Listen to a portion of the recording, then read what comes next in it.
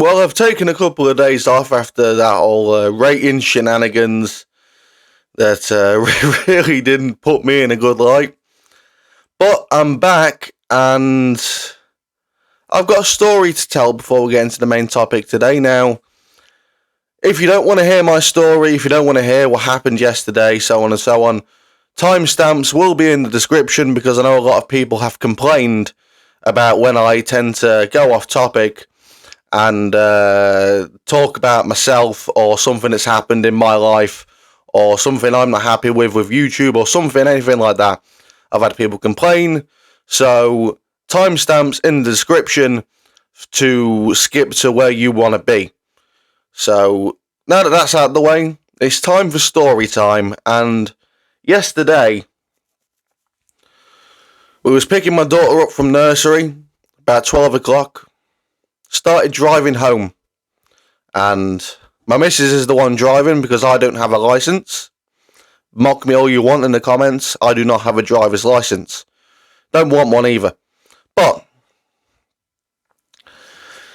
on the way home, we see this dog on the path next to us on the left, and he runs out into the road, and my missus tries to stop and swerve on time. But we felt the car roll over the dog.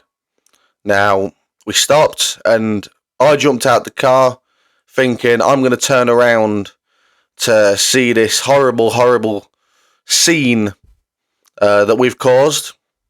But before I even got to turn around, I see the dog running down the path, just trying to run off. So I chase after him.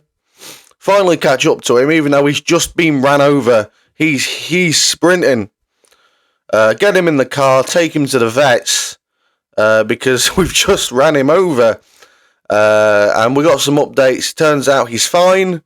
Just some minor cuts and bruises. I don't know how, because we ran him over, and he's back with his owner, and he's fine. So that's all good, but this whole incident made me want to get a new dog. I know. So we went to go and see this little guy yesterday. We paid a deposit, and he will be coming home with us next month. I think the 20th is when we're getting him a Labrador pedigree. So full breed, costs a lot of money, but we want this dog, man, and yeah, we're dog lovers. So this whole situation yesterday was very hard and traumatizing for my missus, especially because, I mean, she thought she'd just killed this dog, and she would not have been able to live with herself if that happened. It did not happen. The dog's fine, and everybody's happy. So now that that's out of the way, we're going to get into the topics, and I forgot to bring my notes up with me, so I'm going to have to shoot from the hip here. MJF. Now, I have not watched the Dynamite in its entirety because time zone issues and scheduling issues, doesn't air till Fridays, and I have no reason to pay for AEW Plus on Fight because I can't watch it live. So what the fuck would the point be in paying for it when I can't watch it live, and all the spoilers are out by the time I wake up and I see them. Without even looking for them, I see them. So there's no point in me watching the show in its entirety. But I did watch the MJF promo on AEW's YouTube channel. And this is a positive. It's very rare I say something positive about AEW. But I liked this promo that MJF did. It didn't come across as corny. It didn't come across as what he did at Double or Nothing with cheap shots for cheap pops, right?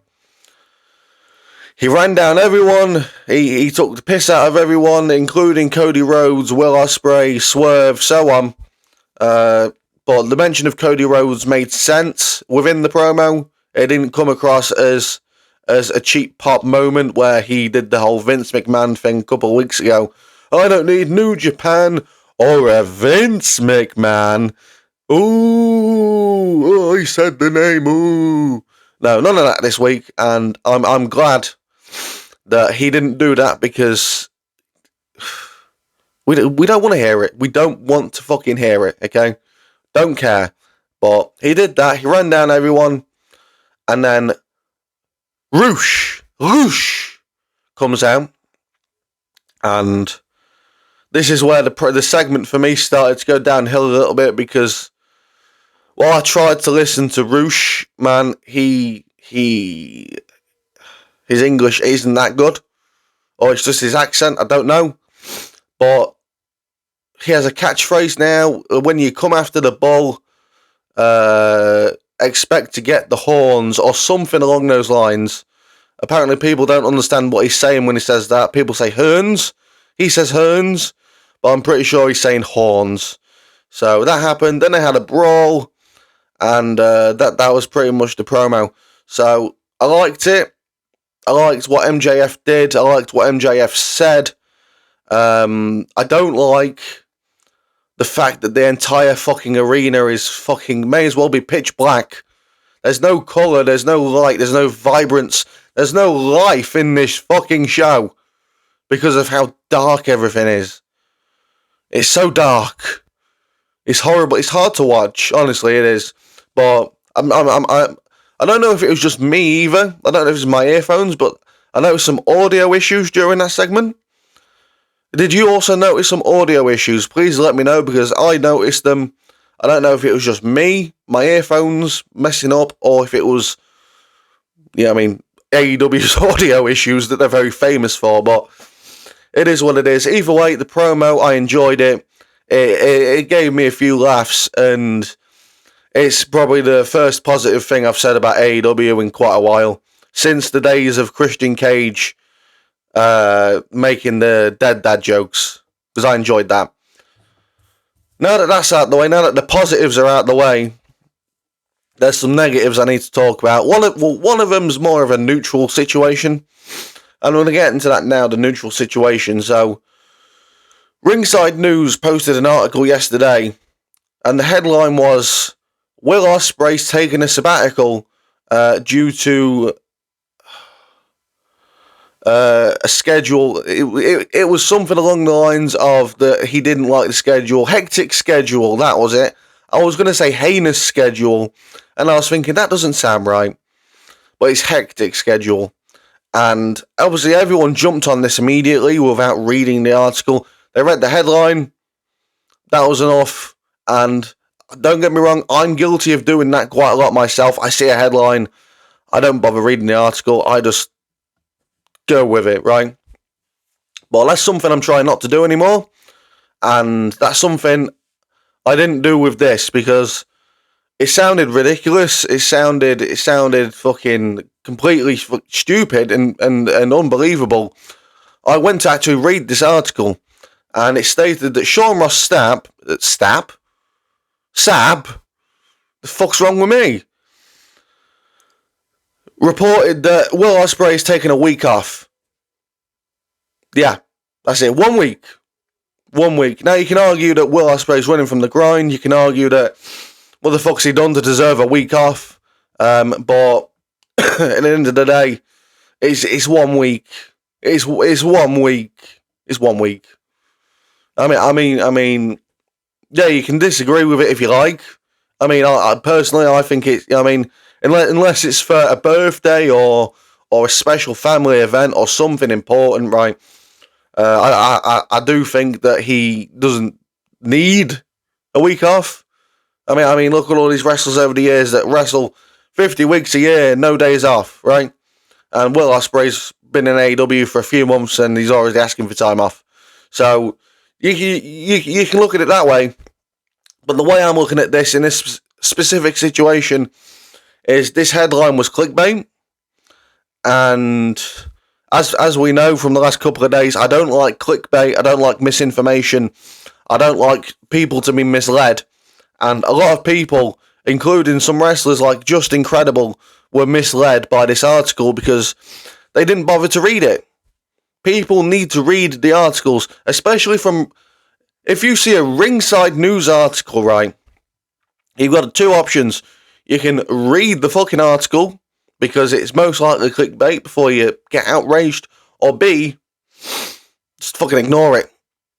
because it's Ringside News. Ringside News are pieces of shit. Steve Carrier is a piece of shit, and I doubt he has any sources to back up his claims about anything, because even if he did have connections with any wrestlers, I can guarantee you he does not anymore, because he has ruined any reputation he had by his drunken outbursts. Sometimes they're funny, sometimes he goes a bit too far, and yeah, Steve Carrier is a piece of shit. I don't like him. I don't like Ringside News. They're clickbait artists. I don't care for Ringside News. But Will Ospreay taking 1 week off. I think that was this week. And yeah, it's a week. I mean, I'm not going to sit here and get outraged about 1 week off. All right? I'm not going to. As much as I think it's you know, I mean, a little bit lazy, I'm not going to sit here and get outraged and mock Will for running from the grind because he took a week off. You know what I mean? Who the fuck cares? And now we're getting into the real negatives, because AEW posted yesterday on their X account that Mercedes Moné was going to leave all her loyal fans a QR code somewhere in the show. Yeah, you know where I'm going with this. Now, I know WWE didn't invent QR codes, okay? I know that. But they are a wrestling show that has been using QR codes not once, but twice for wrestlers, right? They're currently doing it right now. They did it in 2022 for Bray. But that's not all, because the tagline for this was "Follow the Monet." Now, there's another wrestler that used QR codes that also said "Follow the something," right? They couldn't make this any more fucking obvious if they fucking tried. It's like they just copied and pasted it. I'm seeing a meme going around right now with AEW copying WWE's homework. Okay? I don't like to sit here and say, oh, AEW's copying WWE again, right? Because at the end of the day, it's hard to find original things in wrestling anymore, because wrestling's been going on for so long. It's very hard to find something original, right? But when you're going to this extent of copying something that's going on right now in WWE, and then using taglines to make it even more obvious that you're copying that, is ridiculous, and I think it's pathetic. I do. I really do think it's pathetic. I don't understand why they came up with this, right? Whose idea was this to blatantly copy something that's happening in WWE right now?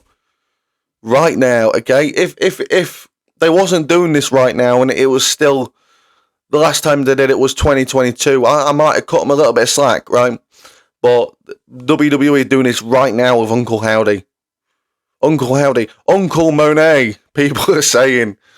So, yeah, this is a blatant copy. This is a blatant copy and paste. And, yeah, I ain't a fan of it. I've not seen what the QR codes led to, because, honestly, I don't care. I don't care enough to search out the segment that shows you what it led to, whatever. I don't care. But, yeah, I do care about AEW copying WWE. I also care about WWE copying AEW, which doesn't happen very often. I've seen it a couple of times.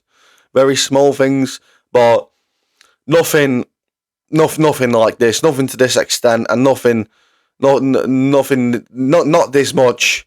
All right. Triple H is looking to do things that either are original or something from the past that he can make work today, right? But AEW, they're going and saying, what's WWE doing this week? I mean, they somewhat copied the King of the Ring tournament prize, because the Owen Hart Cup didn't really, apart from winning a cup or whatever, I don't know. You don't win a title match, right? But King of the Ring, you win a title match at SummerSlam. Now that the Owen Hart Cup, you win a title match All In. And then they do the QR code stuff, and they're also copying the camera angles, I've noticed, and a lot of other people have noticed. So, yeah, AEW needs to start being a bit more of themselves, right? I get copying the cameras. I do get that because you want your production to be a bit better. You're not going to get a better production though when the arena is so fucking dark and doom and gloom. It looks depressing watching that fucking show. I came across a video from AEW the other day. It was something to do with MJF. And I was watching, it opened with a promo between MJF, Bret Hart, Adam Page, and a British comedian. Can't remember what his name is. But everything was so light and vibrant. Everything looked like a wrestling show.